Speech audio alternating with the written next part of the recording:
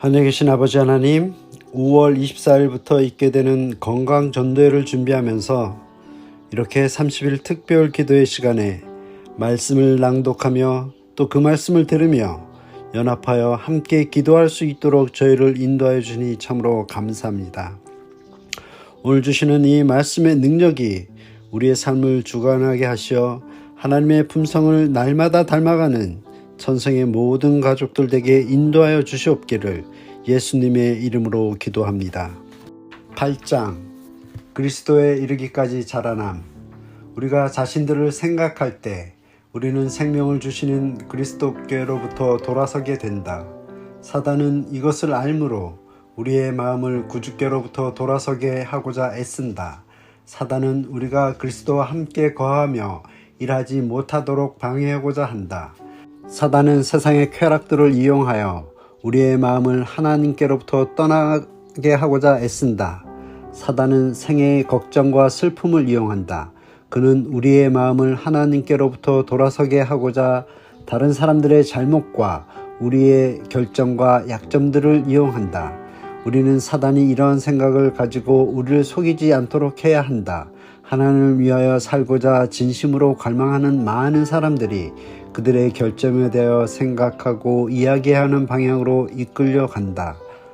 그와 같은 방법으로 그들은 그리스도께로부터 분리되고 사단이 승리를 얻게 된다.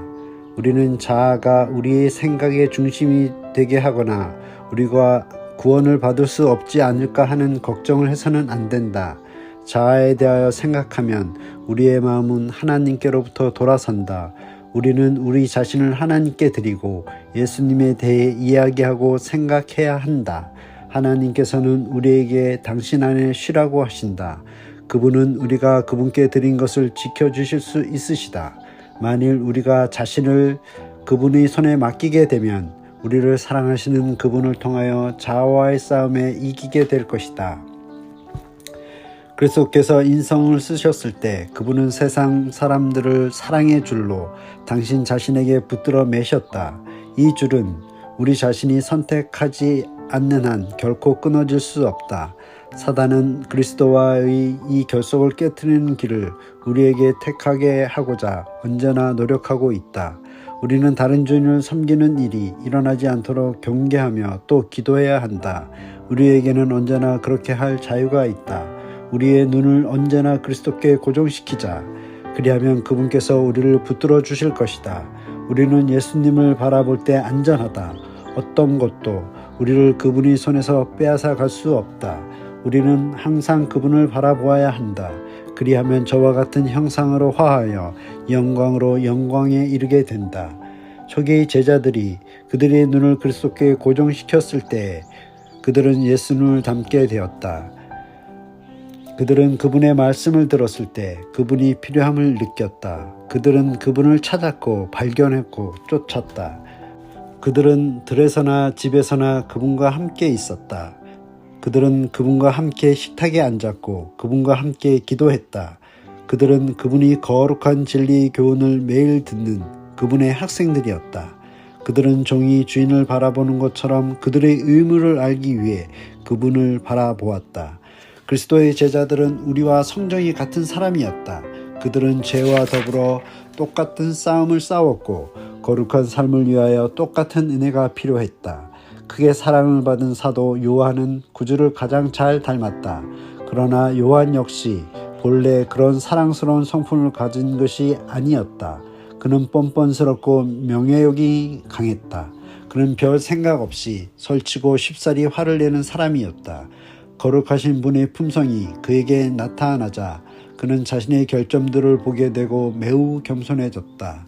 요한은 예수님의 능력과 친절을 깨달았다. 그는 그분의 능력과 사랑을 깨닫고 예수님이 왕이실지라도 겸손하신 것을 보았다.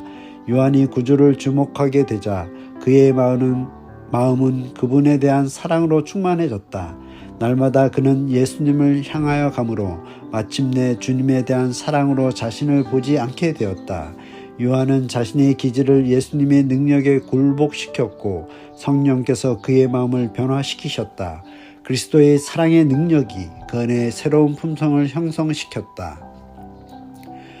우리 자신이 그리스도와 연합할 때 우리는 분명히 변화를 입게 된다. 그리스도께서 우리 안에 거하실 때 우리의 온 성격은 향상된다. 그분의 성령, 그분의 사랑은 우리의 마음을 겸손하게 해주고 우리의 생각과 욕망을 하나님과 하늘을 향하게 해준다. 만일 예수께서 우리 마음속에 살아계시면 그분은 우리 속에 역사하셔서 자기의 기쁘신 뜻을 위하여 너희로 소원을 두고 행하시게 하시고자 우리를 도와주실 것이다. 그분께서 일하시는 대로 일하며 그분의 정신을 보여주어야 할 것이다. 우리가 그분을 사랑하고 그분 안에 거할 때 우리는 범사의 머리 되시는 그리스도에 이르기까지 자라나게 될 것이다. 묵상 질문. 나무에 꺾인 가지가 결코 자라지 못하는 것처럼 예수님으로부터 벗어난 우리는 결코 자라지 못합니다. 나는 혹시 꺾인 가지처럼 살고 있지 않습니까? 그리스도에 이르기까지 자라나기 위하여 필요한 요소들은 무엇이며 어떻게 얻을 수 있을까요?